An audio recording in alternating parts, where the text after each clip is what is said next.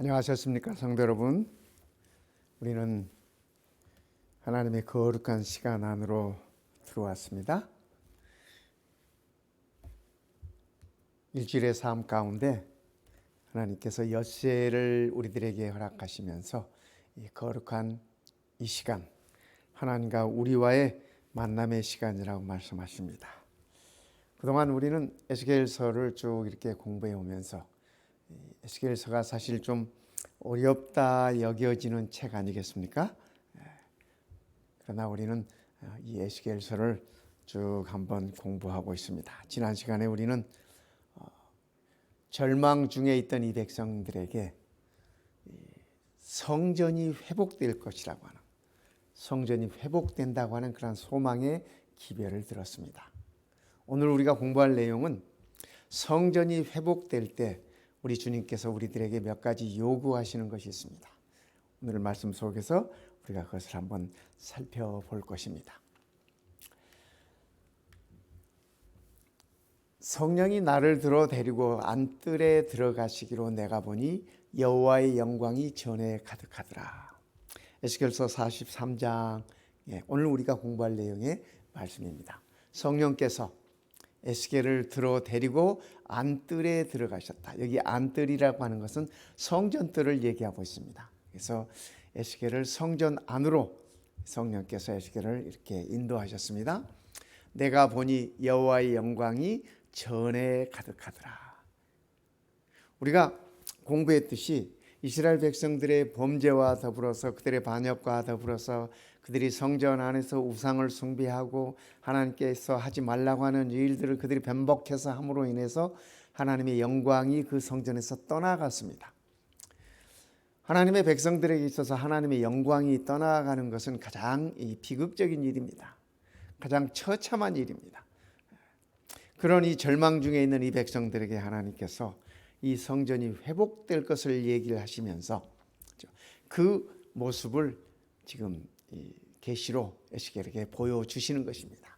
성령께서 에스겔을 데리고 성전 안뜰로 들어가서 하나님의 영광이 그 전에 가득한 것을 보게 합니다. 우리가 이미 공부했습니다만 사무엘상 4장에서 엘리 제사장의 마지막 모습을 우리가 보았지 않습니까? 블레셋에게 이스라엘이 법궤를 빼앗기고 그들과의 전쟁에서 엘리의 두 아들 흠니와 비느하스가 죽임을 당하고 그 소식을 듣고 엘리는 성전 앞에 앉아 있다가 넘어져가지고 뒤로 넘어져가지고 목이 부러져 죽었다고 성경 그렇게 기록하고 있습니다. 하나님의 대제사장의 비참한 최후의 모습이었습니다. 그 무렵에 비느하스의 이 아내가, 그러니까 엘리의 며느리죠. 비느하스 아내가 아이를 갖고 아이를 이렇게 낳게 되었습니다.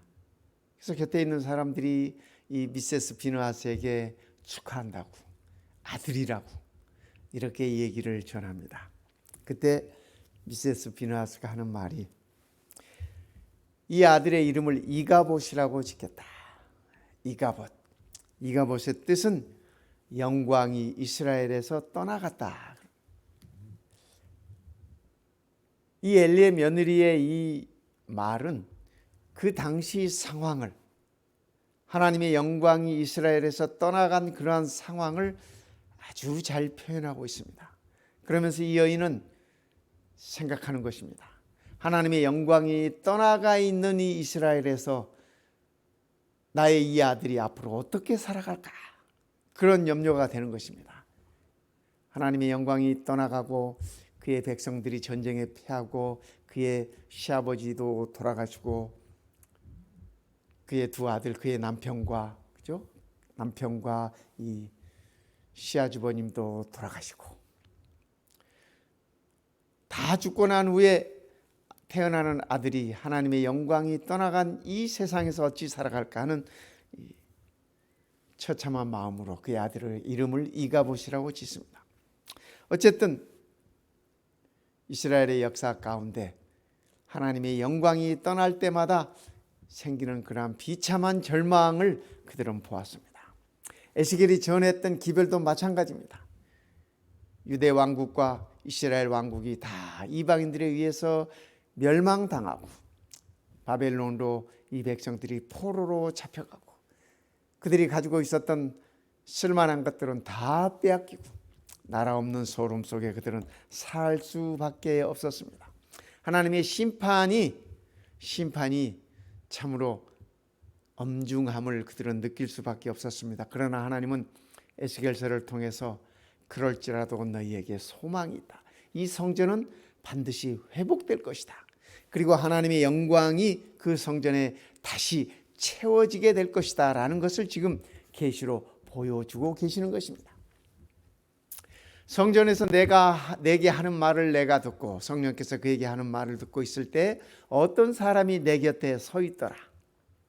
그가 내게 이르시되 인자야 이는 내 보좌의 처소 내 발을 두는 처소 내가 이스라엘 족속 가운데 영원히 있을 곳이라.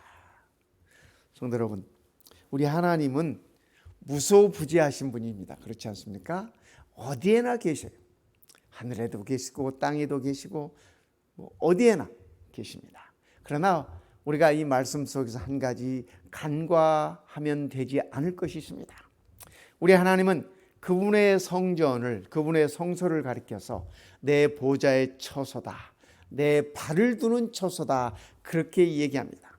그러면서 그 가운데 이스라엘 족속 가운데 영원히 있을 곳이라. 하나님의 임재는 성경을 살펴보면은 에덴 동산에서부터 인류를 창조하시고 에덴 동산에서부터 우리 인류와 늘 함께 하셨습니다. 에덴 동산에서도 하나님께서 우리 성경에는 화염검으로 표현되어 있지만 그것은 하나님의 영광입니다. 하나님의 영광, 셰키나의 영광입니다. 그래서 에덴 동산에서부터 우리 인류와 더불어서 하나님은 함께 계셨고 그 영광으로 계셨고 또 이스라엘 백성들에게 성막을 지으라고 성소를 지으라고 이 텐트이기 때문에 텐트 성소이기 때문에 태버네클이라고 부릅니다.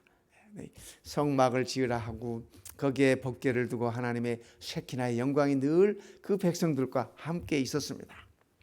그 후에 하나님은 솔로몬이 다윗의 꿈을 이루는 하나님의 성전을 짓는 일을 완성합니다. 다윗이 그 모든 준비를 다 맞춰놓고 정작 성전을 짓는 것은 그의 아들 솔로몬이 그 일을 완성합니다. 그래서 솔로몬이 그 지은 성전에 하나님의 임재가 함께하는 것을 우리는 성경에서 살펴보는 것입니다. 이렇듯 하나님의 영광은 그의 백성들과 늘 함께 있었습니다.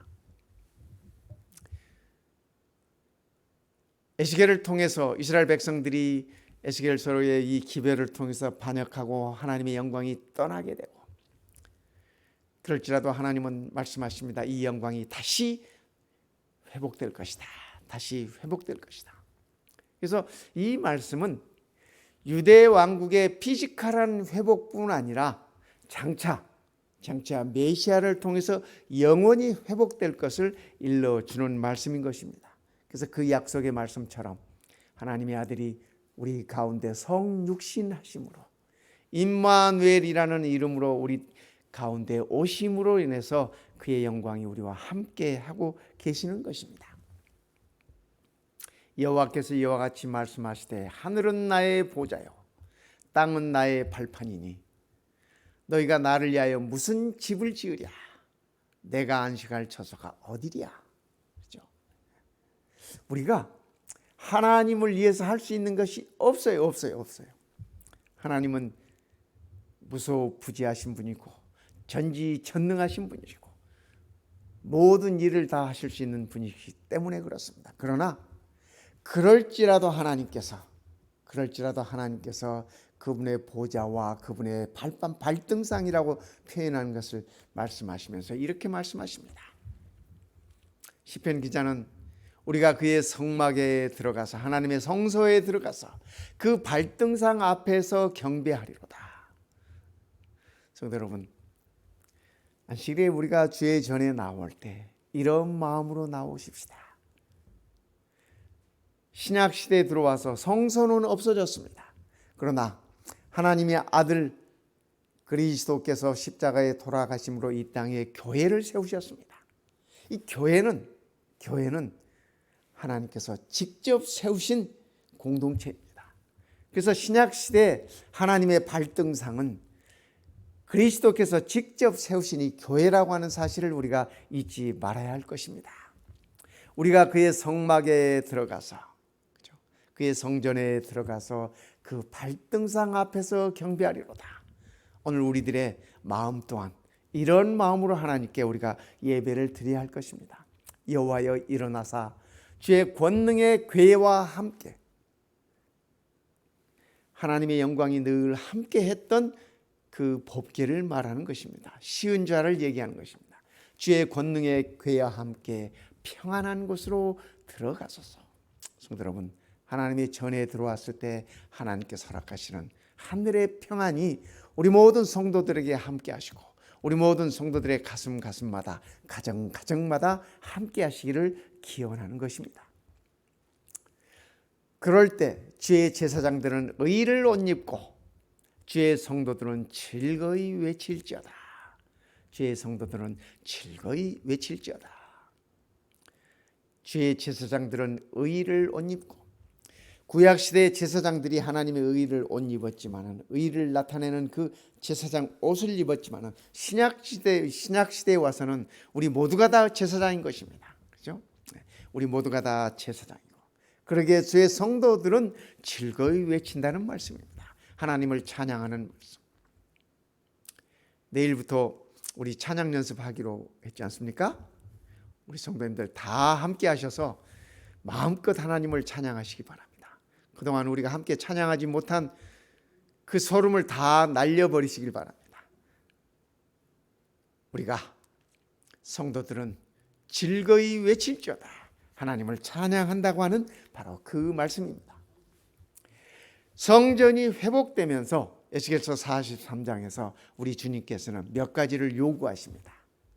성전이 회복될 때 이러한 것들 또한 회복되어야 한다고 우리들에게 가르쳐주고 있습니다. 주님의 요구에는 소극적인 요구가 있고 적극적인 요구가 있어요. 근데 소극적인 요구는 이런 것들입니다. 그가 내게 이르시되 인자야 이는 내 보좌에 처소 내 발등을 두는 내 발을 두는 처소 내가 이스라엘 족속 가운데 영원히 있을 곳이라. 성전을 가리키는 말씀입니다. 회복된 성전을 가리키는 말씀입니다. 이스라엘 족속 곧 그들과 그들의 왕들이 음행하며 그 죽은 왕들의 시체로 다시는 내 거룩한 이름을 더럽히지 아니하리라. 두 가지를 말씀하고 계십니다. 하나님께서는 에스겔을 통해서 두 가지를 말씀하셔요. 이제는 그들이 그 음란과 그 왕들의 시체를 내게서 멀리 제거하여 버려야 할 것이다. 성전에서, 하나님의 회복된 성전에서 이전처럼 그러한 음란한 행동들이 있었으면 안 될 것이다. 여기서 말하는 음란은 영적인 음란을 가리키는 말씀입니다. 그리하면 내가 그들 가운데 영원히 살리라.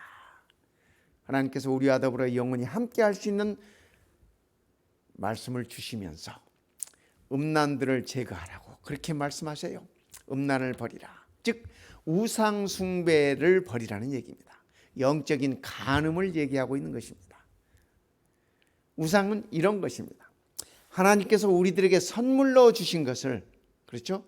하나님께서 우리들에게 선물로 주신 것을, 그 선물이 하나님보다 더 위에 있을 때 그것은 우상이 되는 것입니다. 그것이 무엇이 되었든지 간에 말입니다.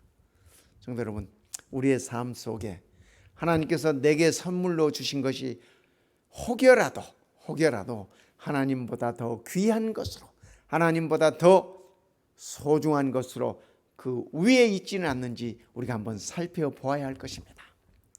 하나님께서 우리의 삶 속에 허락하신 그 선물이 하나님보다 더 소중한 곳에 위치한다면 그것은 곧 우상 숭배요, 그것이 곧 영적 간음이라고 하는 사실을 우리가 기억하면 좋겠습니다. 두 번째, 왕들의 시체를 성전 곁에 두지 말아라. 왕들의 시체를 성전 곁에 두지 말아라. 이 말씀은 무슨 말씀이냐면 사람을 우상화하지 말라는 얘기입니다. 사람을 우상화하지 말아라. 영국에 가면요, 이 웨스트민스터 사원이 있습니다. 여러분 가보셨습니까? 이 영국에 가면 꼭 사람들이 들려보는 것 중에 한 곳입니다. 이곳은 왕실의 이 소속으로 되어 있습니다. 그래서 이 왕의 즉위식이랄지 이런 것들이 다 여기서 이루어집니다. 또 왕족들의 장례식도 여기서 이루어지고, 이 웨스트민스터 사원은 이 오랜 기간 동안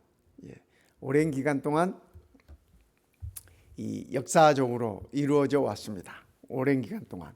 그래서 몇 세기에 걸쳐서 이 아름다운 이 사원이 지어졌는데, 이게 사실은 하나님께 예배 드리는 곳이었습니다. 하나님께 예배 드리는 곳이에요. 지금도 뭐 이렇게 가끔 예배를 드리죠. 특별한 일이 있을 때마다. 그 내부입니다. 참 웅장하고 이 볼거리들이 많은 그런 곳입니다. 그런가 하면, 그렇죠?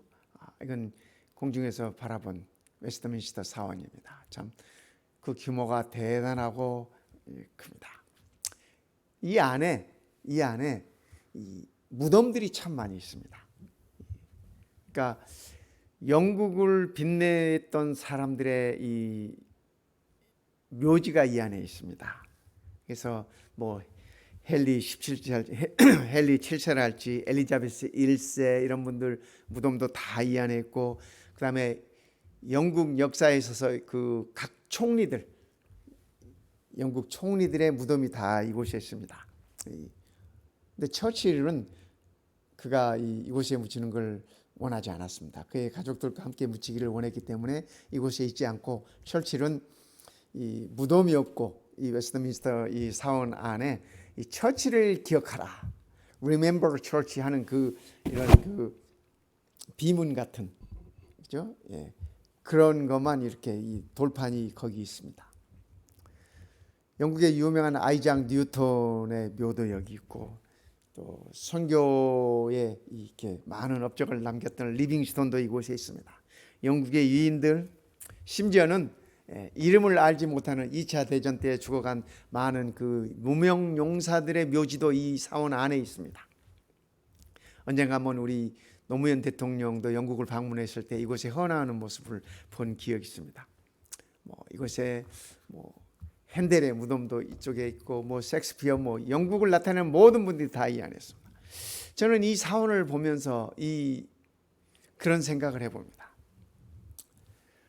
많은 관광객들이 이곳에 드나들지만은, 그죠? 영국을 방문하는 많은 관광객들이 이곳을 드나들지만은, 이곳이 하나님을 예배하는 곳이었다고 하는 사실을 몇이나 기억을 할까? 지금은 마치 영국의 역사를 보는 것 같이, 마치 영국의 박물관을 보는 것처럼, 그죠? 수많은 사람들의 그들의 이 묘지가 있고, 그죠? 그들의 그 역사를 나타내는 그러한 것들이 많이 전시되어 있고 하지만은, 저는 그러한 아쉬움을 생각해 보는 것입니다. 이곳에 들어오시는 분들이 하나님의 영광을 볼 수는 없을까?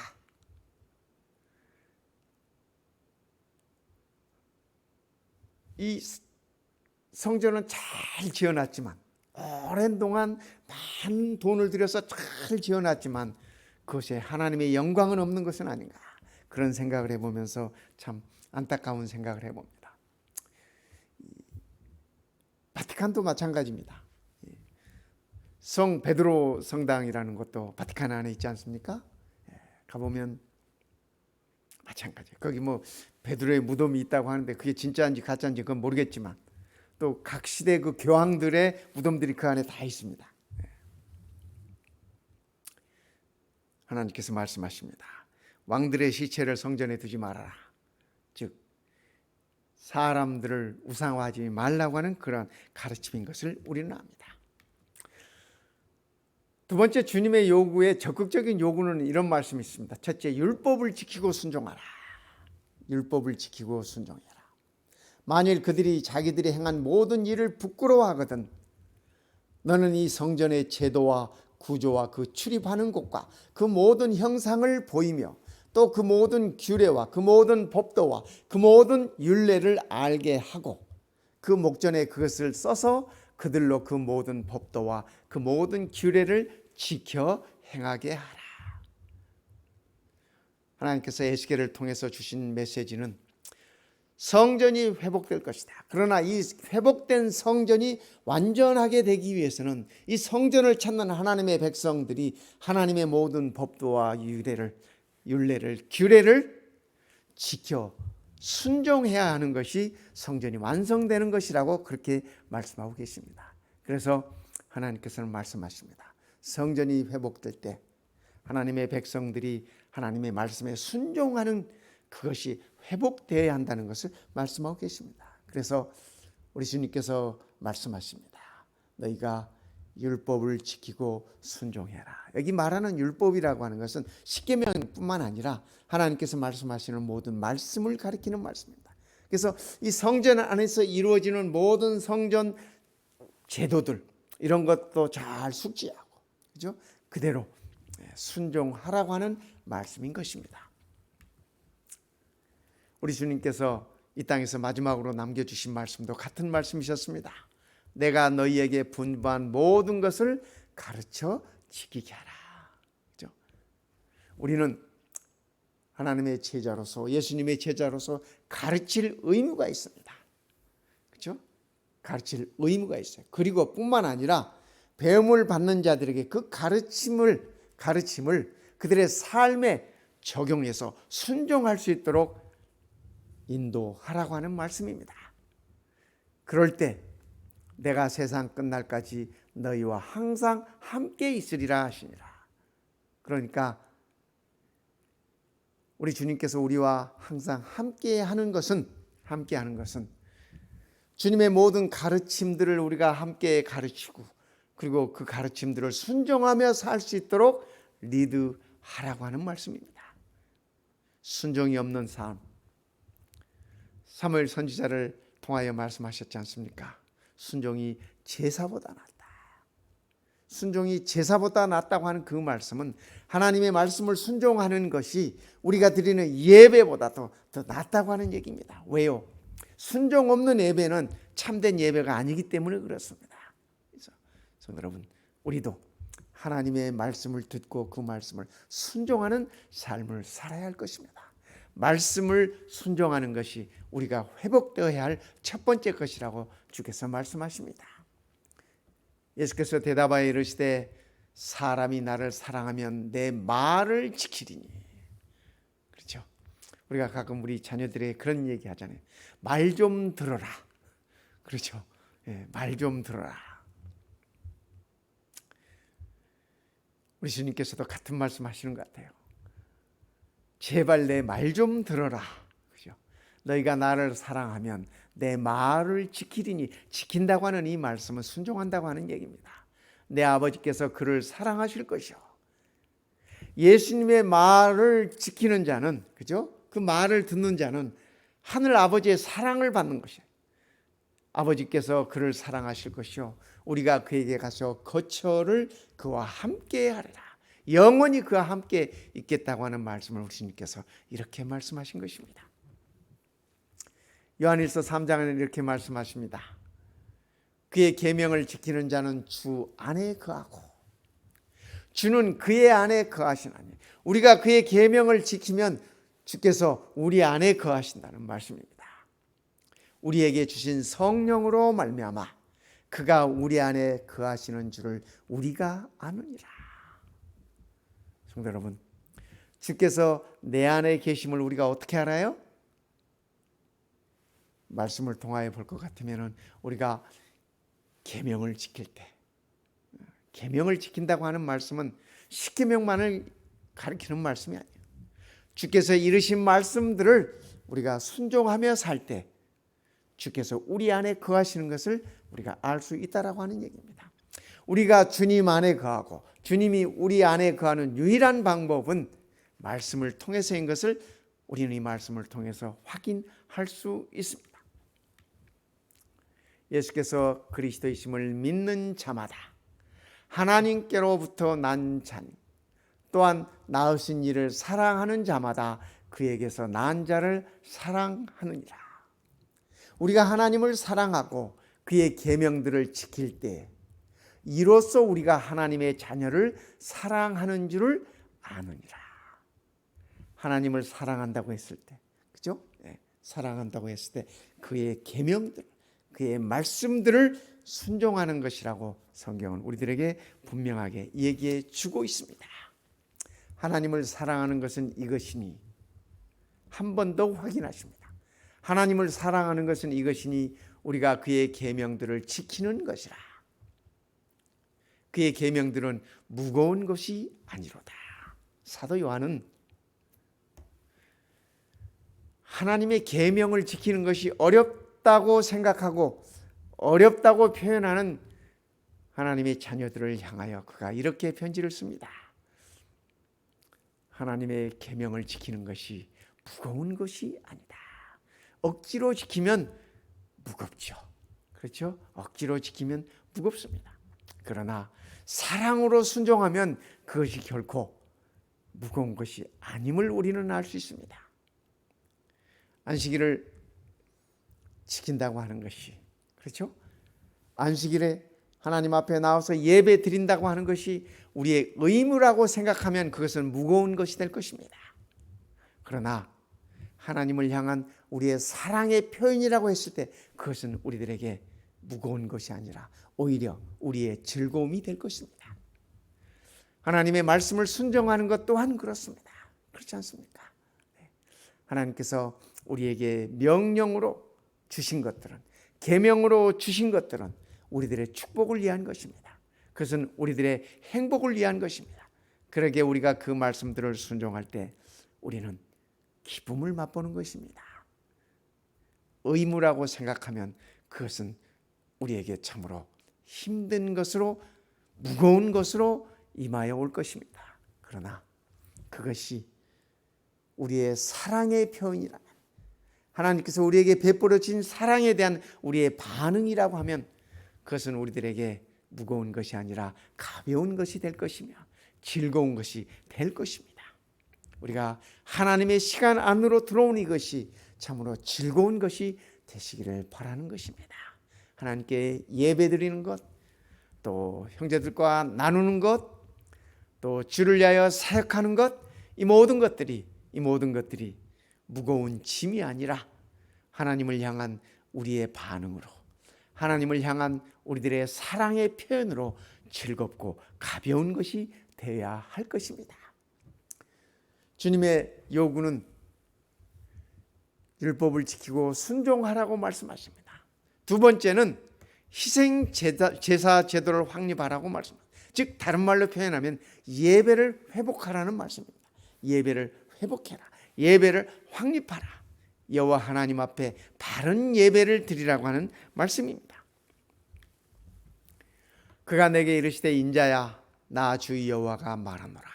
이 제단을 만드는 날에 그 위에 번제를 드리며 피를 뿌리는 규례가 이러하니라.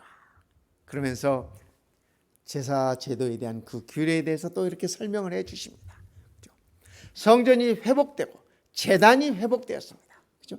회복된 제단에서, 그죠? 거기서 번제를 드리고, 이 번제는 예수 그리스도의 십자가를 상징하는 것입니다. 어린 양이 죽임을 당하고 번제단에서 태움을 당합니다. 그죠?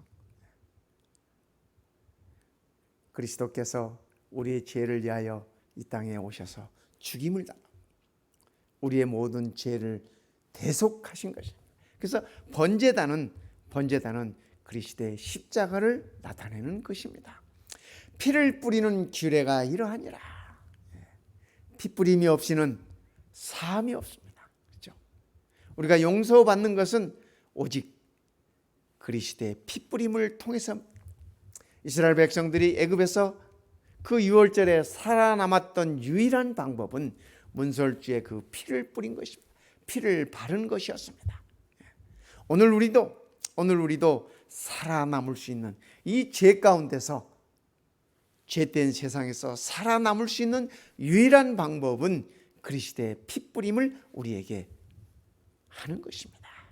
그래서 피를 뿌리는 규례가 이러하느냐, 예배를 회복하는 것입니다. 우리가 안식일을 기억하며 하나님의 전에 나오는 것은 우리 주님께서 나를 위하여 십자가에 돌아가셨고 그분의 그 보혈이 나의 죄를 용서하시고 나를 구원하셨다고 하는 사실을 표현하는 것이, 그것이 우리의 믿음인 것입니다. 그것이 우리가 드리는 예배인 것입니다. 오늘 이 안식일도 우리가 하나님 앞에서 참된 예배를 표현하고 참된 예배를 드릴 수 있는 그러한 것이 되어야 할 것입니다. 희생제사를 회복한다는 것, 희생제사 제도를 확립한다고 하는 것은 이런 것입니다. 계명을 순종하라고 하는데 우리가 연약해서 때로는 계명을 순종하기도 하지만 때로는 또 순종하지 못하는 경우들이 많습니다. 우리의 연약함 때문에 넘어지는 경우들이 많습니다. 그럴 때 번제를 드리며 피 뿌리는 규례를 기억하라고 하는 것입니다. 우리가 넘어졌을 때 그리스도의 보혈을 의지하고 그분의 나에게 피 뿌림을 우리가 믿음으로 받아들이면서 다시 일어서라고 하는 말씀입니다. 성도 여러분, 우리의 매일의 삶 속에서 우리가 참으로 넘어질 때가 많습니다. 그럴 때마다 우리는 우리 주님의 그 피 뿌림을 기억해야 할 것입니다. 그리고 겸손히 기도해야 할 것입니다. 주님, 나의 연약함을 용서해 주십시오. 나의 죄악들을 용서해 주십시오. 우리 주님은 우리들의 그러한 기도를 즉시 응답해 주신다고 말씀하십니다. 즉시 응답, 죄 용서를 구하는 것은 즉시 용서하신다. 그러니까 성도 여러분, 하루를 마무리할 때 꼭 그런 기도를 드리시기 바랍니다. 주의 핏뿌림으로 나를 덮으소서. 그러면 우리 주님께서 즉시 우리를 용서하시고 우리를 회복하시고 우리는 편안한 잠을 잘 것입니다. 우리 주님께서 십자가에서 마지막으로 하셨던 아버지여 내 영혼을 아버지 손에 부탁하나이다, 이런 기도를 드렸지 않습니까? 이 기도는 유대인 자녀들이 평소에 그들이 매일 드리는 기도입니다. 자기 전에 드리는 기도예요. 취침 기도예요. 성도 여러분, 우리도 주무시기 전에 아버지 하나님, 오늘 하루를 잘 이끌어 주셔서 감사합니다. 이 밤도 내 영혼을 아버지께 맡기나이다, 그렇게 기도할 수 있으면 좋겠습니다. 또 새날 아침에 일어나서 오늘 또 우리들에게 새 날을 주셨으니 감사합니다, 이렇게 하루를 시작하면 좋겠습니다. 하나님의 말씀을 묵상하면서 그 묵상함을 우리의 삶 속에서 순종하고, 혹여 우리가 실패하고 넘어졌다 할지라도 그리스도의 희생 제사, 우리를 위하여 돌아가신 그 피 흘림을 우리가 기억한다면 우리는 매일매일 하나님 앞에 의인으로 설 수 있는 것입니다. 우리가 죄인이 아니어서가 아니라 옷 입혀 주시는 그리스도의 의로 우리는 아버지 앞에 의인으로 설 수 있다고 하는 사실입니다. 저는 이러한 말씀이 참으로 감사합니다. 에스겔서 43장의 이 우리 주님의 요구가 참으로 감사합니다. 왜냐하면 너희가 실패할지라도 핏뿌림을 기억해라, 다시 회복된다 라고 얘기해 주고 계시기 때문입니다.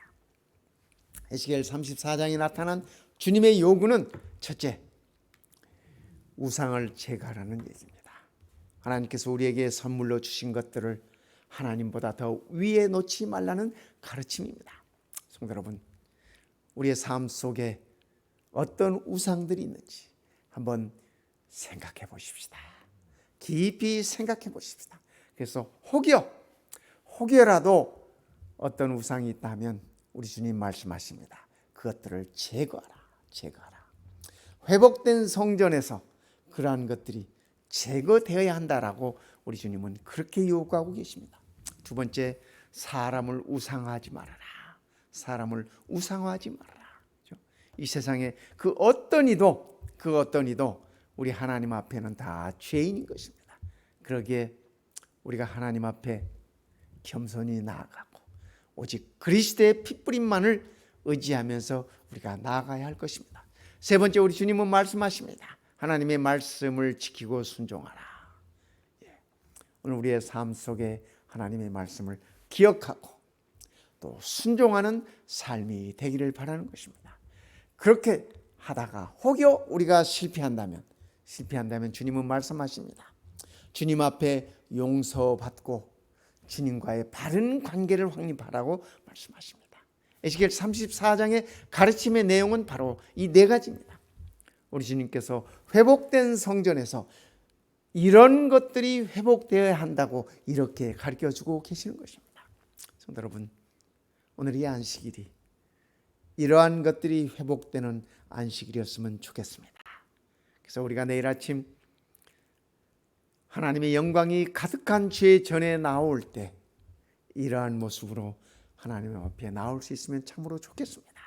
그러면 우리는 소리 외쳐 찬양할 수 있을 것입니다. 감사하는 마음에 우리가 받은 은혜가 넘쳐서, 우리가 받은 사랑이 넘쳐서 하나님께 감사 찬양을 드리고 우리의 헌신을 드릴 수 있게 될 것입니다. 오늘 우리에게 있어서 용서의 제단이 있고 그리스도의 십자가가 있기에 우리는 하나님의 보좌 앞으로 담대히 나아갈 수 있습니다. 에스겔 34장에서 가르쳐 주신 이 말씀을 통해서 우리의 믿음이 더욱 굳건히 서고 또 우리의 믿음 생활이 더욱 즐겁고 더욱 행복하고 더욱 힘있는 생활이 되시기를 이 시간에 간절히 바랍니다. 기도하겠습니다. 우리 아버지 하나님, 참으로 감사합니다. 하나님의 영광이 우리들의 죄악으로 인하여 떠났었지만 그 영광이 다시 회복되겠다고 약속해 주시니 그 은혜를 참으로 감사드립니다. 주님 오시는 날까지 이 약속을 붙들고 매일매일의 삶 속에 승리할 수 있도록 성령 하나님 우리를 도와 주시옵소서.